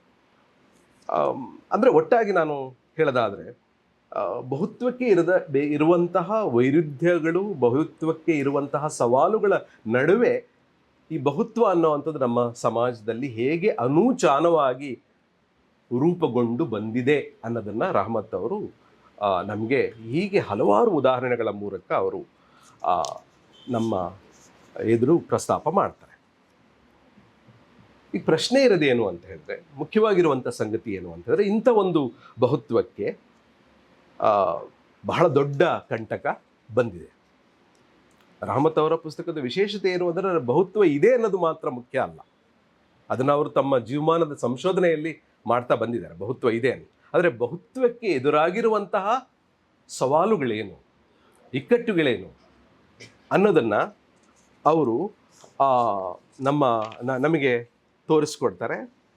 ಮತ್ತು ನಾವು ಹೇಗೆ ಈ ಬಹುತ್ವದ ಸ್ಥಿತಿಯಿಂದ ಒಂದು ಕೇಂದ್ರೀಕೃತವಾಗಿರುವಂಥ, ಏಕೀಕೃತವಾಗಿರುವಂಥ ವ್ಯವಸ್ಥೆಯ ಕಡೆಗೆ ನಿಧಾನಕ್ಕೆ ನಾವು ಹೊರಳ್ತಾ ಇದ್ದೀವಿ, ಇದರಿಂದ ಆಗುವಂಥ ಅಪಾಯಗಳೇನು ಅನ್ನೋದನ್ನು ಅವರು ತೋರಿಸ್ತಾರೆ. ಅದಕ್ಕೆ ಭಾಳ ವಿಷಾದದಿಂದ ಹೇಳುವಂಥದ್ದು, ಅವರು ಮತ್ತೆ ರಾಜೀವ್ ತಾರನಾಥ್ ಅವರನ್ನೇ ಉಲ್ಲೇಖ ಮಾಡೋದಾದರೆ, ಈಗ ಸೀಕರಣೆ ಅನ್ನುವಂಥದ್ದು ಮರೆಯಾಗಿ ನಾವೆಲ್ಲರೂ ಬೇವಿನ ರಸ ಕುಡಿಯುವಂಥ ಸ್ಥಿತಿಗೆ ಬಂದ್ಬಿಟ್ಟಿದೆ. ನಮ್ಮ ನಡುವೆ ಸೀಕರಣೆನೇ ಇಲ್ಲ, ಬರೀ ಎಲ್ಲಿ ಹೋದರೂ ಬೇವಿನ ರಸನೇ ನಮ್ಮ ನಡುವೆ ಇದೆ. ಸೊ ಸೀಕರಣೆ ಕಡಿಮೆಯಾಗಿ ಬೇವಿನ ರಸ ಕುಡಿಯುವಂಥ ಒಂದು ಇದೀವಿ ಅಂತ ಹೇಳಿ ಅವರು ಭಾಳ ವಿಷಾದದಿಂದ ಹೇಳಿದ್ದನ್ನು ರಹಮತ್ ಉಲ್ಲೇಖ ಮಾಡ್ತಾರೆ. ಈ ಏಕರೂಪೀಕರಣ ಅಂತ ಇದೆಯಲ್ಲ, ಏಕರೂಪೀಕರಣದ ಒಂದು ಎರಕದಲ್ಲಿ ನಮ್ಮ ಬಹುತ್ವ ಅನ್ನುವಂಥದ್ದು, ವೈವಿಧ್ಯತೆ ಅನ್ನುವಂಥದ್ದು ಅದು ಕರಗಿ ಹೋಗ್ತಾ ಇದೆ ಅನ್ನುವಂಥ ಆತಂಕದಲ್ಲಿ ರಹಮತ್ ಅವರು ಬರೀತಾರೆ. ಇದು ಸ್ಥೂಲವಾಗಿ ಈ ಪುಸ್ತಕದ ಒಟ್ಟು ಚೌಕಟ್ಟು. ನಾನು ನನ್ನ ಮಾತುಗಳನ್ನು ಮುಗಿಸುವ ಮುಂಚೆ 2 ಸಣ್ಣ ಒಂದು ಅಬ್ಸರ್ವೇಷನ್ಗಳನ್ನು ಮತ್ತು 1-2 ಪ್ರಶ್ನೆಗಳನ್ನು ಪ್ರಸ್ತಾಪ ಮಾಡುವುದರ ಮೂಲಕ ನನ್ನ ಮಾತುಗಳನ್ನು ಮುಗಿಸ್ತೀನಿ. ನಾನು ಈಗಾಗಲೇ ಹೇಳಿದ ಹಾಗೆ ರಹಮತ್ ಅವರು ಇಡೀ ಪುಸ್ತಕದಲ್ಲಿ ಈ ಸಮನ್ವಯ, ಸಾಮರಸ್ಯ, ಅನುಸಂಧಾನ, ಅಸ್ಮಿತೆ, ಅನನ್ಯತೆ ಅನ್ನುವಂಥ ಶಬ್ದಾವಳಿಗಳನ್ನು ಅವರು ಬಳಸಲ್ಲ. ಅವರು ಯಾಕೆ ಬಳಸಲ್ಲ ಅಂತ ಅಂದರೆ, ನಾನು ಅರ್ಥ ಮಾಡ್ಕೊಂಡಿದ್ದು ಹೀಗೆ: ಈ ಸಾಮರಸ್ಯ ಅನ್ನುವಂಥದ್ದು, ಈ ಸಮನ್ವಯ ಅನ್ನುವಂಥ ಇನ್ನೊಂದು ಸಮನ್ವಯ ಅನ್ನುವಂಥ ಒಂದು ಭಾಳ ಚರ್ಚೆಯಲ್ಲಿದ್ದಂಥ ಒಂದು ಪದನೂ ನಮ್ಮ ನಡುವೆ ಇದೆ. ಈ ಸಮನ್ವಯ ಅನ್ನೋಂಥ ಪದವನ್ನು ಅವರು ಒಂದು ಸಾರಿನೋ ಏನೋ 2 ಸಾರಿ ಬಳಸಿದ್ದಾರೆ ಅಷ್ಟೇ. ಈ ಸಮನ್ವಯ ಸಾಮರಸ್ಯಗಳು ಆ, ಸಮಾನ ಸಮಾನತೆ ಮತ್ತು ಸಮಾನ ಅಧಿಕಾರದ ನಡುವೆ, ಸಮಾನ ಅಧಿಕಾರದ ನೆಲೆಯ ಮೇಲೆ ನಡೆಯಲ್ಲ ಅಂತೇಳಿ ಈ ಸಾಮರಸ್ಯ ಬಹಳ ಸಾರಿ. ಅದಕ್ಕಾಗಿ ಅವರು ಮತ್ತೆ ಅದೇ ಉದಾಹರಣೆಯನ್ನು, ನಿಸಾರ್ ಅವರ ಉದಾಹರಣೆಯನ್ನು ಕೊಡೋದಾದರೆ ನಾವು ಅಲ್ಲಿ ನಿಸಾರ್ ಅವರ ಒಂದು ಕವಿತೆಯಲ್ಲಿ ಸಾಮರಸ್ಯದ ಸಮನ್ವಯದ ಒಂದು ಉಜ್ವಲ ಉದಾಹರಣೆ ಇದೆ ಅನ್ನೋದಾದರೂ ಅಲ್ಲಿ ಅವರದೇ ಸಮುದಾಯದ ಒಂದು ನೆನಪುಗಳು ಇಲ್ಲ ಅಂತೇಳಿ.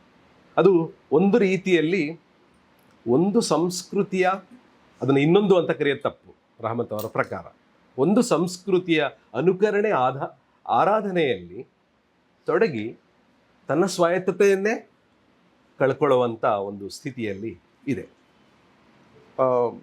ಮತ್ತು ಈ ಅನನ್ಯತೆ ಮತ್ತು ಅಸ್ಮಿತೆಯನ್ನು ಅವರು ಯಾಕೆ ಬಹುಶಃ ಈ ಪದಗಳನ್ನು ಬಳಸಲ್ಲ ಅಂತ ಹೇಳಿದರೆ, ಈ ಅನನ್ಯತೆ ಮತ್ತು ಅಸ್ಮಿತೆಗಳು ತಮ್ಮ ಗುರುತಿನ ಬಗ್ಗೆ, ತಮ್ಮ ವಿಶಿಷ್ಟತೆಯ ಬಗ್ಗೆ ಎಚ್ಚರ ಆಗಿರುವ ಹಾಗೆ ಅವಳು ತುಂಬ ತಮ್ಮ ಗುರುತಿನ ಬಗ್ಗೆ, ತಮ್ಮ ವಿಶಿಷ್ಟತೆಯ ಬಗ್ಗೆ ತುಂಬ ಎಚ್ಚರವಾಗಿರ್ತವೆ. ಆದರೆ ಅವು ಇನ್ನೊಂದು ಗುರುತಿನ ಜೊತೆಗೆ, ಇನ್ನೊಂದು ಅಸ್ಮಿತೆಯ ಜೊತೆಗೆ ಕೊಡುಕೊಳೆಯ ಬಗ್ಗೆ ತುಂಬ ಅವು ಆಸಕ್ತಿಯನ್ನು ಹೊಂದಿರಲ್ಲ. ಹಾಗಾಗಿ ಬಹುಶಃ ಆ ಪದಗಳನ್ನು ಅವರು ಬಳಸಲ್ಲ ಅಂತ ಅನ್ಸುತ್ತೆ ನನಗೆ. ಇಡೀ ಪುಸ್ತಕವನ್ನು ಓದ್ತಿರ್ಬೇಕಾದ್ರೆ ಬೇಂದ್ರೆಯವರ ನೆನಪಾಗ್ತಾ ಇತ್ತು. ಬೇಂದ್ರೆಯವರು ಒಂದು ಕಡೆ ಈ ನಾವೆಲ್ಲ ಏನು ಸಹಿಷ್ಣುತೆ ಅಂತ ಹೇಳಿ ಬಳಸ್ತೀವಲ್ಲ, ಸಹಿಷ್ಣುತೆ ಇದೆ ಅನ್ನುವಂಥ ಪದವನ್ನು ನಾವು ಭಾಳ ವರ್ಷಗಳಿಂದ ಚರ್ಚೆ ಮಾಡ್ತಾ ಇದ್ವಿ. ಸಹಿಷ್ಣುತೆ ಅನ್ನೋದಕ್ಕೆ ಆ ಪದಕ್ಕೆ ಬದಲಾಗಿ ಅಂತ ಅಲ್ಲ, ಅವರು ಬೇಂದ್ರೆಯವರು ಕೊಡಗಿನ ಗೌರಮ್ಮ ಅವರನ್ನು ಉಲ್ಲೇಖಿಸ್ತಾ ಸಹಭಾವ ಅನ್ನುವಂಥ ಒಂದು ಪದವನ್ನು ಬಳಸ್ತಾರೆ. ಸಂಸ್ಕೃತಿಗಳ ನಡುವೆ, ವ್ಯಕ್ತಿಗಳ ನಡುವೆ ಒಂದು ಸಹಭಾವ ಇದ್ದರೆ ಅಲ್ಲಿ ಉಂಟಾಗುವಂಥ ಸಂಬಂಧಗಳ ಒಂದು ಸ್ವರೂಪನೇ ಬೇರೆ ಅಂಥೇಳಿ ಅನಿಸುತ್ತೆ. ಬಹುಶಃ ಈ ಚರ್ಚೆಯಲ್ಲಿ ನಾವು ಬೇಂದ್ರೆಯವರ ಸಹಭಾವ ಅನ್ನುವಂಥ ಒಂದು ಪದವನ್ನೂ ಸಹ ನೆನಪಿಸ್ಕೊಳ್ಬೋದು ಅಂಥೇಳಿ ನಾನು ಅಂದ್ಕೊಂಡೆ. ಈ ಪುಸ್ತಕವನ್ನು ಓದಿದಾಗ ನನ್ನ ಮನಸ್ಸಿನಲ್ಲಿ ಬಂದಂಥ ಪ್ರಶ್ನೆಗಳು ಅಂದರೆ ಭಾಳ ದೊಡ್ಡ ಪ್ರಶ್ನೆಗಳಂತ ಏನಲ್ಲ, ಇವುಗಳನ್ನು ಒಂದು ರೀತಿಯಲ್ಲಿ ನಾನು ಒಬ್ಬ ಓದುಗನಾಗಿ ನನ್ನ ನಿರೀಕ್ಷೆ ಹೇಗಿತ್ತು ಅನ್ನೋ ಪ್ರಶ್ನೆಗಳಂತಲ್ಲ, ಒಬ್ಬ ಓದುಗನಾಗಿ ನಾನು ಏನನ್ನ ನೋಡ್ತಾ ಇದ್ದೆ ಅಥವಾ ಏನನ್ನ ನೋಡುವುದಕ್ಕೆ ಬಯಸ್ತಾ ಇದ್ದೆ, ಒಂದು ನಿರೀಕ್ಷೆಯ ನೆಲೆಯಲ್ಲಿ ಈ ಪ್ರಶ್ನೆಗಳನ್ನು ನಾನು ಎತ್ತೋದಕ್ಕೆ ಬಯಸ್ತೇನೆ. ನಮಗೆಲ್ಲರಿಗೂ ಗೊತ್ತಿರುವ ಹಾಗೆ ರಹಮತ್ ಅವರು ಈ ಬಹುತ್ವದ ಒಟ್ಟು ಒಂದು ತಾತ್ವಿಕತೆಯನ್ನು ಅವರು ಭಾರತವನ್ನು ಕೇಂದ್ರೀಕರಿಸಿ ಅವರು ಬೆಳೆಸ್ತಾರೆ. ಭಾರತದ ಹಾಗೆಯೇ ನಮ್ಮ ನಡುವೆ ಅಮೇರಿಕನೂ ಸಹ ಒಂದು ರೀತಿಯಲ್ಲಿ ಬಹುತ್ವದ ಕೇಂದ್ರ ಆಗಿರುವಂಥದ್ದೇನೆ, ಬೇರೆ ಬೇರೆ ಕಾರಣಗಳಿಗಾಗಿ, ರಾಜಕೀಯ ಕಾರಣಗಳಿಗಾಗಿ, ಚಾರಿತ್ರಿಕ ಕಾರಣಗಳಿಗಾಗಿ ಅಮೇರಿಕನೂ ಸಹ ಒಂದು ಬಹುತ್ವದ ಕೇಂದ್ರ ಆಗಿರುವಂಥದ್ದು. ಅಲ್ಲಿ ಅಮೇರಿಕದಂಥ ಒಂದು ಬಹುತ್ವದ ಒಂದು ಸಮಾಜದಲ್ಲಿ ಅಲ್ಲಿರುವಂಥ ಸ್ವರೂಪ ಎಂಥದ್ದು, ಅದನ್ನು ಸಹ ಬಹುಶಃ ಪುಸ್ತಕದಲ್ಲಿ ಆ ಚರ್ಚೆ ಬಂದಿದ್ದರೆ ಈ ಚರ್ಚೆಗೆ ಇನ್ನೊಂದು ಸಮಗ್ರತೆ ಸಿಗ್ತಾ ಇತ್ತು ಅಂತ. ಮತ್ತು ನನಗೆ ಬಹಳ ಮುಖ್ಯವಾಗಿ ಇನ್ನೊಂದು ಅನಿಸಿದ್ದು, ರಹಮತ್ ಅವರ ಒಟ್ಟು ಚರ್ಚೆಯಲ್ಲಿ ಗಾಂಧಿಯವರ ಪ್ರಸ್ತಾಪ ಅಲ್ಲಲ್ಲಿ ಬಂದು ಹೋಗುತ್ತೆ, ಕುವೆಂಪು ಅವರ ಪ್ರಸ್ತಾಪ ಬಹಳ ವಿಶೇಷವಾಗಿ ಬಂದು ಹೋಗುತ್ತೆ. ಒಂದು ರೀತಿಯಲ್ಲಿ ಗಾಂಧಿಯವರ ವ್ಯಕ್ತಿತ್ವ ಎಂಥದ್ದಾಗಿತ್ತು ಅಂತ ಹೇಳಿದ್ರೆ, ಒಂದು ರೀತಿ ಸಾಮರಸ್ಯ, ವೈರುಧ್ಯಗಳ ಒಂದು ಮೊತ್ತವಾಗಿ ಗಾಂಧಿ ಇದ್ದರು. ನಮ್ಮ ದೇಶದ ಒಂದು ಬಹುತ್ವದ ಅತ್ಯಂತ ದೊಡ್ಡ ಮಾದರಿ ಅಂದರೆ ಗಾಂಧಿಯವರದು ಅಂತ. ಅದು ಗಾಂಧಿಯವರ ವ್ಯಕ್ತಿತ್ವನು ಮೇಲ್ನೋಟಕ್ಕೆ ಬಹಳ ಸರಳವಾಗಿದ್ರೂ ಸಹ ಅದರ ನಡುವೆ ಎಷ್ಟೊಂದು ವೈರುಧ್ಯಗಳಿತ್ತು. ಅದರ ನಡುವೆನೇ ಅವರೊಂದು ಬೇರೆದೇ ಬಗೆಯ ಒಂದು ಬಹುತ್ವವನ್ನು ಹೇಗೆ ಸೃಷ್ಟಿ ಮಾಡಿದರು. ಅವರ ಒಂದು ವೈಚಾರಿಕವಾಗಿರುವಂಥ, ಒಂದು ಸೈದ್ಧಾಂತಿಕವಾಗಿರುವಂಥ ಬಹುತ್ವ ಎಷ್ಟು ಕಂಗೆಡಿಸುವ ಹಾಗೆ, ದಂಗು ಬಡಿಸುವ ಹಾಗಿತ್ತು ಅಂತ ಹೇಳಿದ್ರೆ ಭಾಳ ಜನ ಚರಿತ್ರೆಕಾರರು ಹೇಳ್ತಾರೆ. ಬಹಳ ಕಾಲದವರೆಗೆ ಗಾಂಧಿಯವರನ್ನ ಬ್ರಿಟಿಷರು ಹೇಗೆ ಅರ್ಥ ಮಾಡ್ಕೊಳ್ಬೇಕು ಅಂತಲೇ ಗೊತ್ತಿರಲಿಲ್ಲ. ಗಾಂಧಿ ನಮ್ಮ ಸ್ನೇಹಿತನೋ ಅಥವಾ ನಮ್ಮ ಎನಿಮಿನೋ ಅಂತ ಗೊತ್ತೇ ಆಗಿರಲಿಲ್ಲ.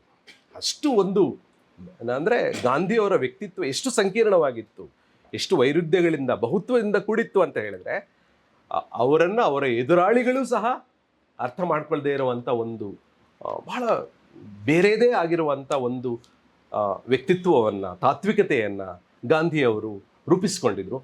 ಗಾಂಧಿಯವರ ಉಲ್ಲೇಖ ಯಾಕೆ ಈ ಚರ್ಚೆಯಲ್ಲಿ ಇಲ್ಲ ಭಾಳ ವಿಶೇಷವಾಗಿ ಅಂಥೇಳಿ ನನಗೆ ನನ್ನ ಮನಸ್ಸಿನಲ್ಲಿ ಒಂದು ಪ್ರಶ್ನೆ ಬಂತು. ಹಾಗೆ ಅಂಬೇಡ್ಕರ್ ಅವರು ಅದರ ಇನ್ನೊಂದು ಅಂಚಿನಲ್ಲಿ ಎಲ್ಲದರ ವಿರುದ್ಧ ಸೆಣಸಾಡ್ತಾನೆ, ಸಂಘರ್ಷ ಮಾಡ್ತಾನೆ, ಒಂದು ಬಹುತ್ವದ ಪರಿಕಲ್ಪನೆಯನ್ನು ನಮ್ಮ ಎದುರಿಗೆ ಅವರು ಇಟ್ಟರು. ಇವು ಯಾಕೆ ಈ ಉದಾಹರಣೆಗಳನ್ನು ಈ ಮಾದರಿಗಳು ಒಂದು ದೀರ್ಘವಾಗಿರುವಂಥ ವಿಶ್ಲೇಷಣೆಗೆ ರಹಮತ್ ಅವರು ತಗೊಂಡಿಲ್ಲ ಅಂತಂದರೆ ಕೊರತೆ ಅಂತಲ್ಲ, ಅದು ಗಾಂಧಿಯವರ, ಅಂಬೇಡ್ಕರ್ ಅವರ, ಕುವೆಂಪು ಅವರ ಚಿಂತನೆಗಳು ಹಿನ್ನೆಲೆಯಲ್ಲಿದ್ದಾವೆ. ಅದರ ಒಂದೊಂದು ಕೇಸ್ ಸ್ಟಡಿಯಾಗಿ ನೋಡೋತರ ಆದರೆ, ಯಾಕೆಂದರೆ ಅವರು ಬೇರೆ ಬೇರೆ, ಈಗ ನಾನು ಸಿದ್ಧಾರೂಢರ ಉದಾಹರಣೆಯನ್ನು ಹೇಳಿದೆ, ಹೀಗೆ ಬೇರೆ ಬೇರೆ ಕೇಸ್ ಸ್ಟಡಿಗಳನ್ನು ಇಟ್ಕೊಂಡೇ ಅವರು ಚರ್ಚೆ ಮಾಡ್ತಾರೆ. ಯಾಕೆ ಇಲ್ಲ ಅನ್ನುವಂಥದ್ದು ಒಂದು ಸಣ್ಣ ಒಂದು ಕೊರತೆಯಾಗಿ ನನಗೆ ಕಾಣಿಸ್ತು. ಇಷ್ಟೆಲ್ಲ ಹೇಳಿ ನನ್ನ ಮಾತಿನ ಕೊನೆಗೆ ಬರ್ತೀನಿ ನಾನು. ರಹಮತ್ ಅವರು ಇದುವರೆಗೆ ಬರೆದಿರುವಂಥ ಒಂದು ಎಲ್ಲ ಪುಸ್ತಕಗಳನ್ನು ಅವರು ಬಹಳ ವಿಸ್ತೃತವಾಗಿರುವಂಥ ಕ್ಷೇತ್ರ ಕಾರ್ಯದ ಮೂಲಕ ಅವರು ಮಾಡಿದ್ದಾರೆ. ಅದೆಲ್ಲರಿಗೂ ಗೊತ್ತಿರುವಂಥದ್ದು, ಅದನ್ನು ನಾನೇನು ವಿವರಿಸುವಂಥ ಅಗತ್ಯ ಇಲ್ಲ. ಆದರೆ ಈ ಪುಸ್ತಕಕ್ಕೆ ಅವರು ಒಂದು ವಿಸ್ತೃತವಾಗಿರುವಂಥ, ನಿಶ್ಚಿತವಾಗಿರುವಂತಹ ಕ್ಷೇತ್ರ ಕಾರ್ಯವನ್ನು ಮಾಡಿಲ್ಲ. ಅಂದರೆ ಮಾಡಿಲ್ಲ ಅನ್ನೋದು ಕೊರತೆ ಅಲ್ಲ, ಅದು ನನ್ನ ಪ್ರಕಾರ ಅದು ಒಂದು ಅದೇ ಅದರ ಶಕ್ತಿ, ಅದು ಮಿತಿ ಅಲ್ಲ, ಅದೊಂದು ಶಕ್ತಿ. ಅವರು ಜೀವನ ಪೂರ್ತಿ ಮಾಡಿರುವಂಥ ನಡೆದಾಟಗಳಿಂದ, ಒಡನಾಟಗಳಿಂದ, ಓಡಾಟಗಳಿಂದ ಅವರು ಒಂದು ತಮ್ಮ ಮನಸ್ಸಿನಲ್ಲಿ ಒಂದು ಸೃಷ್ಟಿಸಿಕೊಂಡಿರುವಂಥ, ತಮ್ಮ ಒಂದು ಚಿಂತನೆಯಲ್ಲಿ ಸೃಷ್ಟಿ ಮಾಡಿಕೊಂಡಿರುವಂಥ ಒಂದು ಏನಿದೆ, ಒಂದು ಭಾಳ ವಿಶಾಲವಾಗಿರುವಂಥ ಮನೋಸ್ಥಿತಿ ಏನಿದೆ, ಅದು ಸಮಾಜ ದೃಷ್ಟಿಯಿಂದ ಬಂದಿದೆ, ಸಮಾಜಗಳನ್ನು ಅಧ್ಯಯನ ಮಾಡುವಂಥ ದೃಷ್ಟಿಯಿಂದ ಬಂದಿದೆ, ಲೋಕದೃಷ್ಟಿಯಿಂದ ಬಂದಿದೆ, ಲೋಕಗಳನ್ನು, ಸಮುದಾಯಗಳನ್ನು, ಅವುಗಳ ಹಿಂದಿನ ತಾತ್ವಿಕತೆಯನ್ನು ಅಧ್ಯಯನ ಮಾಡೋದ್ರಿಂದ ಬಂದಿದೆ, ಮತ್ತು ಜೀವನ ದೃಷ್ಟಿ. ಈ ಸಮಾಜ ದೃಷ್ಟಿ, ಲೋಕದೃಷ್ಟಿ ಮತ್ತು ಈ ಜೀವನ ದೃಷ್ಟಿಗಳ ಮೇಳದಿಂದ, ಒಂದು ಮೇಳೈಕೆಯಿಂದ ಬಹುತ್ವದ ಮೀಮಾಂಸೆ ಈ ಪುಸ್ತಕದಲ್ಲಿ ಸಾಧ್ಯ ಆಗಿದೆ.